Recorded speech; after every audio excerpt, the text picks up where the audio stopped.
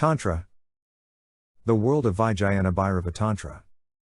The world of Vijnana Bhairava Tantra is neither intellectual nor philosophical. Doctrine is meaningless to it. It is concerned with methods and techniques, not principles at all. The word Tantra means technique, method, or path. So, it is not philosophical, it is not concerned with intellectual problems and inquiries, it is not concerned with the why of things. It is concerned with how. Not with what is truth. But how the truth can be attained. This is the basic difference between philosophy and science. Philosophy asked, why, this existence? Science asks, how this existence? The moment you ask the question how, methods and techniques become important. Theories become meaningless, experience becomes the center. Tantra is science, Tantra is not philosophy. To understand philosophy is easy, because only your intellect is required. If you can understand language, if you can understand concepts, you can understand philosophy. You need not change, you require no transformation. As you are, you can understand philosophy, but not Tantra. You need a complete change, rather, a mutation. Tantra cannot be understood because Tantra is not an intellectual proposition. It is an experience. Unless you are receptive and ready, vulnerable to the experience, it is not going to come to you. Philosophy is concerned with your mind, your head is enough. Your totality is not required. Tantra needs you, in your totality. It is a deeper challenge. You will have to be in it whole and soul. It is not fragmentary. You need a different approach, a different attitude, you need a different mind to receive it. For example, if someone asked, what is love? You can tackle it intellectually, you can discuss, you can propose theories, you can argue for a particular hypothesis. You can create a system, a doctrine. And you may not have known love at all. To create a doctrine, experience is not needed, really on the contrary, the less you know the better. Because then, you can propose a system unhesitatingly. Only a blind man will try to define light. What it is, when you don't know, you are bold, ignorance is always bold. Knowledge hesitates. And the more you know, the more you feel that the ground beneath you is dissolving, the more you know, the more you feel how ignorant you are, and those who are truly wise, they become ignorant. They become as simple as children, or as simple as idiots. The less you know, the better. To be philosophical, to be dogmatic, to be a doctrinaire. This is easy. To tackle a problem intellectually is very easy.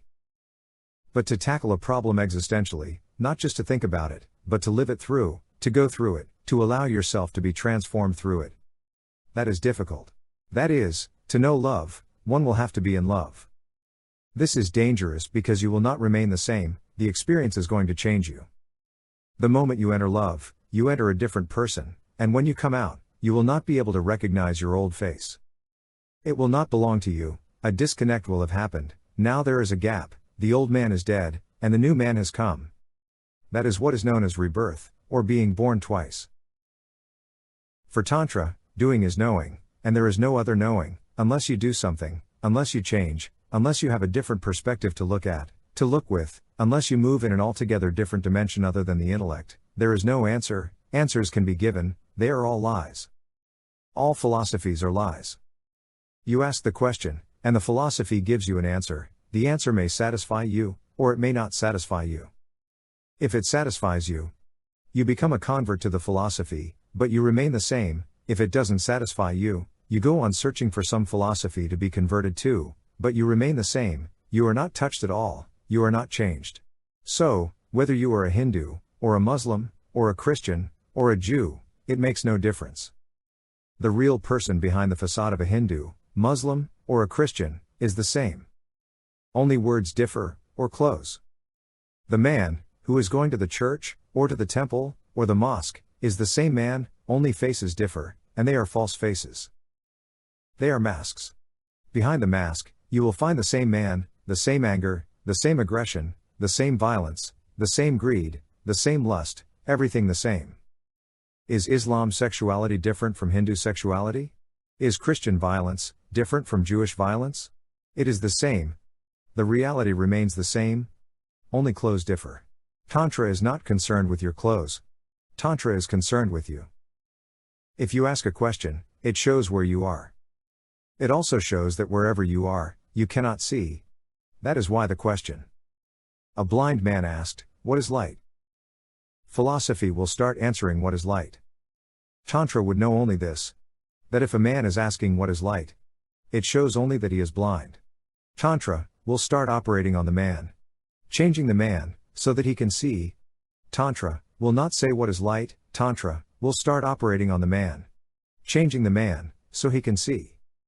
Tantra will not say what is light, Tantra will tell how to obtain insight, how to obtain seeing, how to obtain vision. When the vision is there, the answer will be there. Tantra will not give you the answer. Tantra will give you the technique of how to obtain the answer. The very words Vijnana, Bhairava, Tantra means the technique of going beyond consciousness. Vijnana means consciousness. Bhairava means the state which is beyond consciousness, and Tantra means the method of going beyond consciousness. This is the supreme doctrine, without any doctrine. These methods do not belong to any religion. Remember, they are not Hindu. Just as the theory of relativity is not Jewish because Einstein conceived of it. And, radio and television are not Christian. No one says, "Why are you using electricity?" So, remember, this is not Hindu at all. These techniques were conceived by Hindus, but these techniques are not Hindu. That is why these techniques will not mention any religious ritual. No temple is needed, you are quite a temple yourself. The whole experiment is to go on within you, no belief is needed. Only a daring to experiment is enough. Courage to experiment is enough. That is the beauty. A Muslim can practice, and he will reach to the deeper meaning of the Quran. A Hindu can practice, and he will for the first time know what the Vedas are. Tantra will help. So, remember this, Tantra is pure science. You may be a Hindu, or Muslim, or a Buddhist, or whatever. Tantra doesn't touch your religion at all. Tantra says that religion is a social affair. So, belonging to any religion, that is irrelevant, you can transform yourself, and that transformation needs a scientific methodology. When you are you, whatsoever you are, a Muslim or a Hindu makes no difference. Tuberculosis remains indifferent to your Hinduism, Islam, or your beliefs, political, social, or religion. Tuberculosis must be treated scientifically. There is no Hindu tuberculosis, no Islamic tuberculosis. You are ignorant. You are in conflict. You are asleep. This is a disease. This disease must be treated by Tantra. Your beliefs are irrelevant. This a coincidence that you are born somewhere? Someone else is born somewhere else. This is just a coincidence. Your religion is a coincidence, do not cling to it, use some scientific method to transform yourself. Tantra is not very well known, or even if known, it is misunderstood. There are reasons for this. The higher and purer a science, the less is the possibility that the masses will know of it. We have only heard the name of relativity, the theory of relativity. It used to be said that only 12 persons understood it. When Einstein was alive, all over the world, only 12 minds could understand. It was difficult, even for Albert Einstein, to make it understood to someone, to make it understandable, because it moves so high it goes above your head, but it can be understood. Technical and mathematical knowledge is needed, and training is needed. Then it can be understood. But Tantra is more difficult because no training will help, only transformation can help. That is why Tantra could never become understood by the masses. And it always happens that when you cannot understand anything, that at least you will misunderstand. Because then you can feel okay, I understand. You cannot simply remain in the vacuum. Secondly, when you cannot understand anything, you begin to abuse it, because it insults you. You cannot understand it. You cannot understand it? That is impossible. Something must be wrong with the thing itself. One begins to abuse. One begins to talk nonsense, and then he feels, now it is okay. So, Tantra was not understood, Tantra was misunderstood. It was so deep, and so high that this was natural. Thirdly, because Tantra moved beyond duality, the very standpoint is amoral. Please understand this word amoral, we understand morality. We know. Immorality we know. But it becomes difficult when something is amoral, beyond both. Tantra is amoral, Look at it in this way. Medicines are amoral, it is neither moral, nor immoral. If you give it to a thief, it will help; if you give it to a saint, it will help. It will make no difference between a thief and a saint. The medicine cannot say this is a thief, or I am going to kill him, and this is a saint, so I am going to help him. A medicine is a scientific thing, you being a thief, or a saint is irreverent. Tantra is amoral. Tantra says no morality is needed. On the contrary, you are immoral because you have a very disturbed mind. So, Tantra cannot make a precondition that first you become moral, and then you can practice Tantra. Tantra says this is absurd. Someone is ill, feverish, and the doctor comes and says, first bring down your fever. First be quite healthy. Only then can I give you the medicine. This is what happens when a thief comes to a saint and he says, I am a thief, tell me how to meditate. The saint says, first leave your profession. One alcoholic comes, and he says, I am an alcoholic, how can I meditate? The saint says, the first condition is to leave the alcohol, and only then can you meditate. The conditions become suicidal. The man is an alcoholic, or a thief, or immoral, because he has a disturbed mind. The mind is ill. These are the effects of a diseased mind. And he is told, first be well, then you can meditate. But then who needs meditation? Meditation is medicinal, it is medicine. Tantra is amoral. It doesn't ask who you are, your being a man is enough. Wherever you are, whatsoever you are accepted.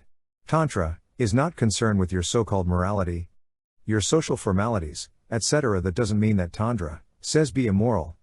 No. Tantra is so much concerned with your morality that Tantra cannot say be immoral. Tantra gives you scientific techniques. And once the mind is different, your character will be different. Once the basis of your structure changes, your whole edifice will be different. Because of this amoral attitude, Tantra could not be tolerated by your so-called saints. They all went against it, because if Tantra succeeds, and it will, then all this nonsense which comes in the name of religion will have to stop. This is Tantra's proposition. That the mind is nothing but subtle matter. It can be changed. And once you have a different mind, you have a different world, because you look through the mind. The world you are seeing, that you are seeing because of a particular mind. Change your mind, and when you look there is a different world. And if there is no mind, that is the ultimate for Tantra. To bring about a state where there is no mind. So, Tantra says that when there is no mind, that is the state of Bhairava, a state of no mind. For the first time you will look at the world, at that which is. If you live in the mind, you go on creating your world. You go on imposing, projecting. So, first change your mind, to a no mind. In the eyes of Tantra, yoga is a deep suicide. You must kill your natural self, your body, your instincts, your desires, everything. Tantra says accept yourself as you are. It is a deep acceptance. Between the world and soul consciousness, do not create any gap. There is no gap. For Tantra, no death is needed for your rebirth. Rather a transcendence, and for this transcendence, use yourself. Tantra and yoga are basically different. They reach the same goal. However, their paths are not only different, but contrary also. So, this must be understood very clearly. The yoga process is also methodological. Yoga is also a technique. Yoga is not philosophy. Just like Tantra, yoga depends on actions, methods, techniques. Doing leads to being in yoga also, but the process is different. In yoga one must fight, it is the path of the warrior.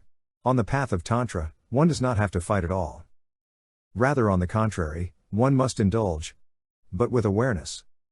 Yoga is suppression with awareness. Tantra is indulgence with awareness. Tantra says that whatsoever you are is not the opposite. It is a growth. You can grow to be the ultimate. There is no opposition between you and reality. You are part of it. So, no struggle, no conflict, no opposition to nature is needed. You must use nature. You must use whatsoever you are to go beyond. In yoga, you must fight with yourself to go beyond. In yoga, there is the world, and the state of liberation, you as you are, and you as you can be. They are two opposite things. Suppress. Fight. Dissolve that which you are, so that you can attain that which you can be. Going beyond is a death in yoga. You must die for your real being to be born.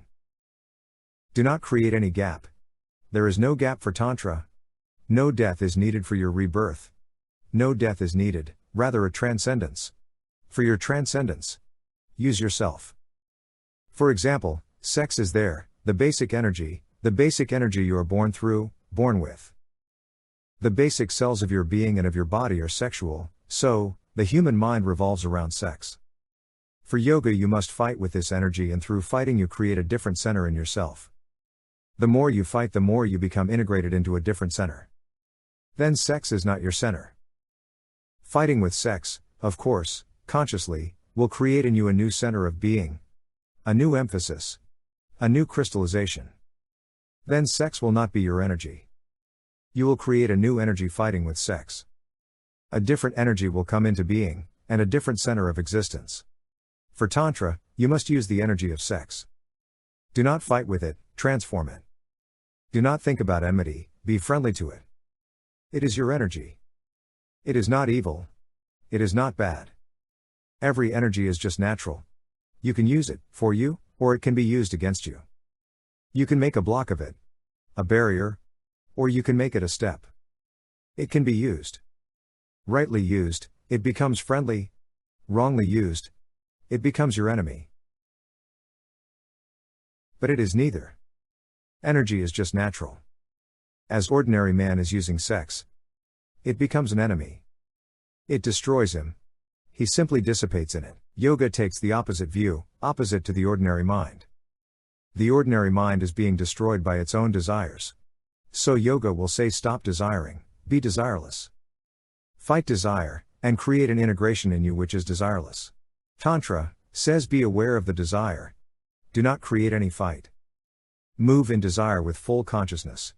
And when you move in desire with full consciousness, you transcend it. Then you are in it. And still you are not in it. You pass through it. But you remain an onlooker. Yoga appeals much, because yoga is just the opposite to the ordinary mind. So, the ordinary mind can understand the language of yoga. You know how sex is destroying you, how you go on revolving around it. Like a slave, like a puppet. You know this from your experience. So when yoga says fight, you immediately understand that language. That is the appeal. The easy appeal of yoga. Tantra could not be so easily appealing. It seems difficult, how to move in desire without being overwhelmed by it. How to be in the sex act consciously. With full awareness. The ordinary mind becomes afraid. It seems dangerous. Not that it is dangerous. However, you know about sex. And how sex creates this danger for you. You know yourself.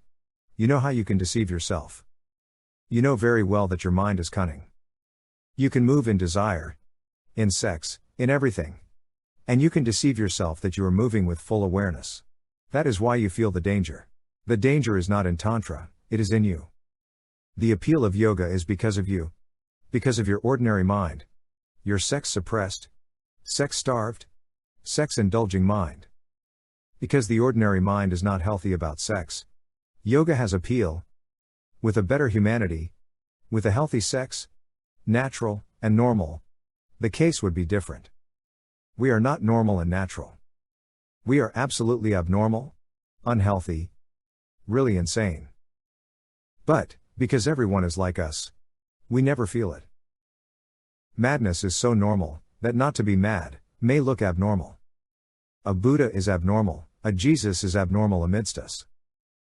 They do not belong to us, our normalcy is a disease. This normal mind has created the appeal of yoga. If you take sex naturally, with no philosophy around it, with no philosophy for or against, you will take sex as you take your hands, or your eyes, if it is totally accepted as a natural thing. And only then can Tantra be useful for many. But the days of Tantra are coming. Sooner or later Tantra will explode for the first time, because for the first time, the time is right to take sex naturally. It is possible that the explosion may come from the West. Because of Freud, Jung, and Reich. They have prepared the background. They did not know anything about Tantra, but they have made the basic for Tantra to explode. Western psychology has concluded, that the basic human disease is somewhere around sex, the basic insanity of man is sex-oriented. So, unless the sex orientation is resolved, man cannot be normal or natural. Man has gone wrong only because of his attitude toward sex. No attitude is needed. Only then are you natural. What attitude have you about your eyes? Are they evil, or are they divine? Are you for your eyes, or against them? There is no attitude. That is why your eyes are normal. Take some attitude. Think that eyes are evil. Then seeing will become difficult. Then seeing will take the same problematic shape that sex has taken. Then you will want to see. You will desire to see. And you will be hankering to see. But when you see, you will feel guilty. Whenever you see, you will feel guilty, you will feel that you have done something wrong, that you have sinned. You would like to kill your very instrument of seeing. You would like to destroy your eyes. And, the more you want to destroy them, the more you will become eye-centered. Then you will start a very absurd activity. You will want to see more, and simultaneously, you will feel more and more guilty. The same has happened with the sex center. Tantra says accept whatsoever you are. This is the basic note, total acceptance. And, only through total acceptance can you grow. Then use every energy you have. How can you use them? First, accept them. Second, find out what these energies are. What is sex? What is this phenomenon? We know many things about sex, taught to us by others. We may have passed through the act of sex, but with a guilty mind. With a suppressed attitude. In haste, in a hurry. Something has to be done in order to become unburdened. The sex act is not a loving act, you are not happy in it, but you cannot leave it. The more you try to leave it, the more attractive it becomes. The more you want to negate it, the more you feel invited. You cannot negate it, but this attitude to negate, to destroy, destroys the very awareness, the very sensitivity which you need to understand it. Only a deep sensitivity can understand anything. Only a deep feeling, a deep moving in, can understand anything. You can understand sex only if you move in it, as a poet moves amidst flowers. Only then. If you feel guilty about flowers, you may pass through the garden, but you will pass with closed eyes. And, you will be in a hurry, in a deep, mad haste. Somehow you must go out of the garden, but then, how can you be aware? So, Tantra says accept whatsoever you are. You are a great mystery, of many multidimensional energies. Accept, and move with every energy with deep sensitivity. With awareness. With love, and understanding. Move with it. Then every desire becomes a vehicle to go beyond. Then, every energy becomes a help. Then this very world is heaven. This very body is a temple. A holy place. Yoga is negation, Tantra is affirmation. That is why the word yoga means to put two things together. To yoke two things together. But two things are there, the duality is there. Then, you cannot put them together, and however you try, they will remain two. The fight will continue, the dualism will remain. If the world and the divine are two, then they cannot be put together. If they are not two, if they are only appearing as two, only then can they be one. And if your body and your soul are two, then they cannot be put together. If you and God are two, then there is no possibility of putting them together, they will remain two. Tantra says there is no duality. It is only an appearance. So, why help appearances grow stronger? Dissolve it. Be one, through acceptance. Through acceptance, you can become one. Not through fight. Accept the world. Accept the body. Accept everything that is inherent in it. Do not create a different center in yourself. Because for Tantra, that different center is nothing but the ego.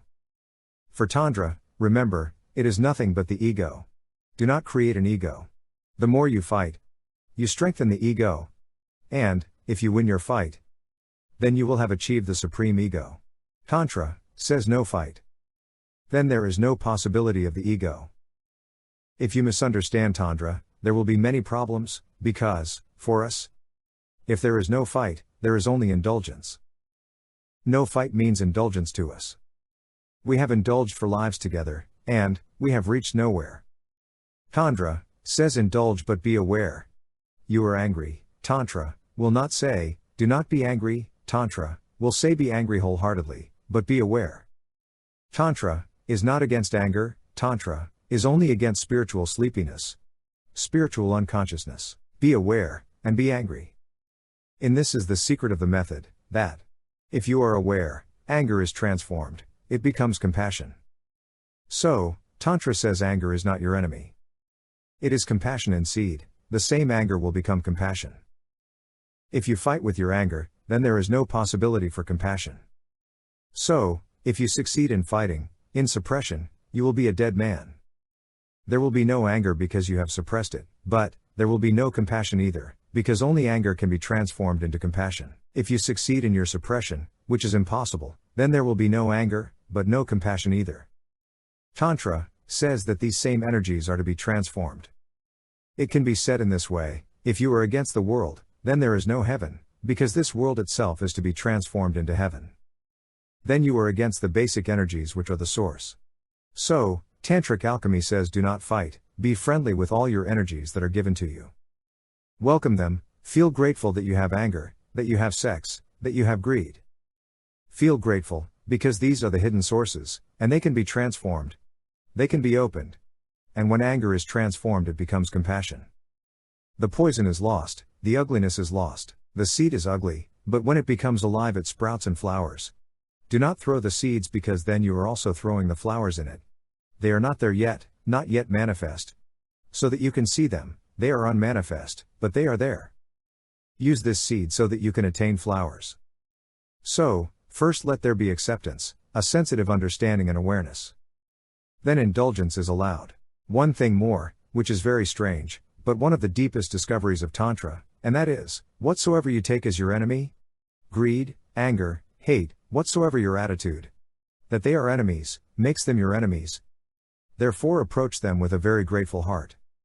For example, Tantra has developed many techniques for the transformation of sex energy.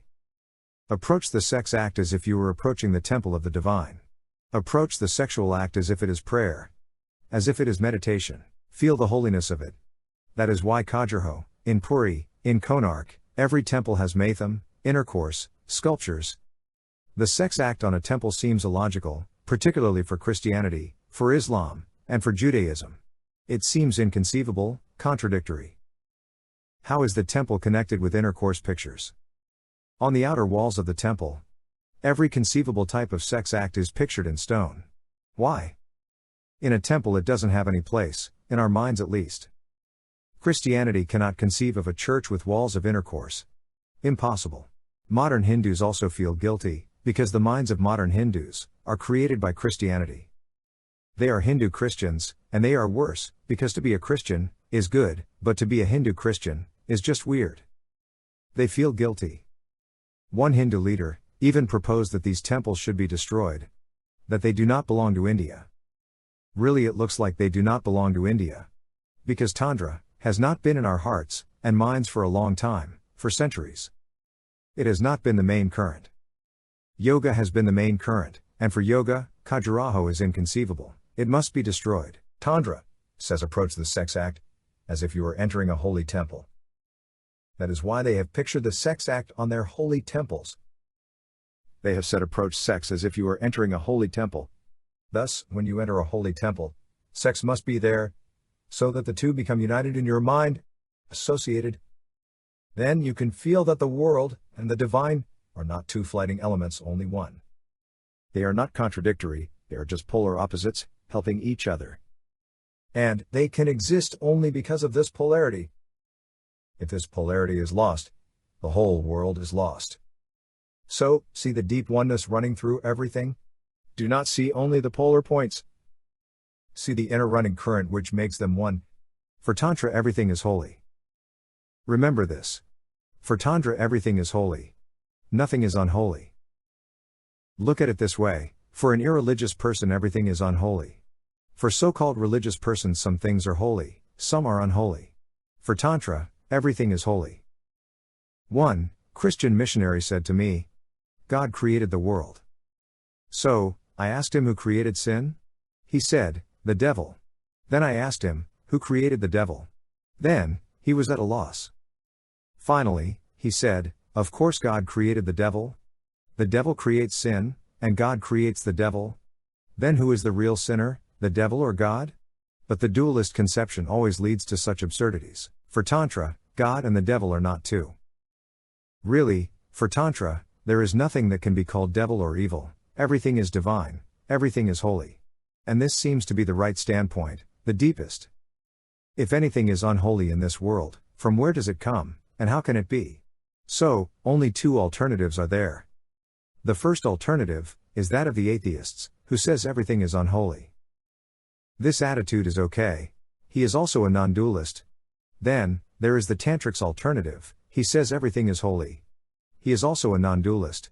But between these two, the so-called religious persons are not religious. They are neither religious, nor irreligious, because they are always in a conflict. And their whole theology is just to make ends meet.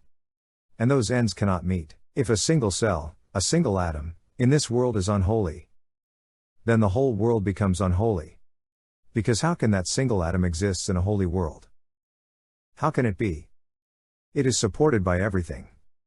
To be, it must be supported by everything. And if the unholy element is supported by all the holy elements, then what is the difference between them? So, either the world is holy totally, unconditionally, or it is unholy, there is no middle path. Tantra says everything is holy. That is why we cannot understand Tantra.